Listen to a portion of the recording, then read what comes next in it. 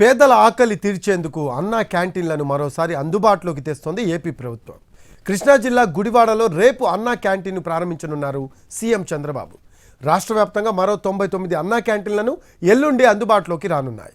ఆ రోజు 99 క్యాంటీన్లను మంత్రులు, ఎమ్మెల్యేలు, ఎంపీలు, ఇతర ప్రజాప్రతినిధులు ప్రారంభిస్తారు. మొత్తం 203 అన్నా క్యాంటీన్లను అందుబాటులోకి తెస్తోంది కూటమి ప్రభుత్వం. ఇందులో 180 ఇప్పటికే సిద్ధమయ్యాయి.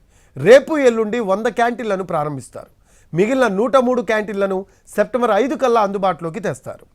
పేదలకు 5 రూపాయలకే రుచికరమైన భోజనం అందించనున్నారు అన్నా క్యాంటీన్లో. ఉదయం 7 గంటల నుంచి 10 గంటల వరకు టిఫిన్, మధ్యాహ్నం 12 గంటల 30 నిమిషాల నుంచి 3 గంటల వరకు భోజనం, రాత్రి 7 గంటల 30 నిమిషాల నుంచి 9 గంటల వరకు భోజనం అందుబాటులో ఉంచుతారు. అన్నం, కూర, పప్పు, సాంబారు, పెరుగు, పచ్చడితో భోజనం ఉంటుంది. 2019కి ముందు ఆంధ్రప్రదేశ్ రాష్ట్ర వ్యాప్తంగా 203 అన్నా క్యాంటీన్లు ఉండేవి. అప్పట్లో రోజుకు 2,25,000 మంది పేదలు, కార్మికులు, కర్షకులు అన్నా క్యాంటీన్లలో భోజనం చేసేవారు.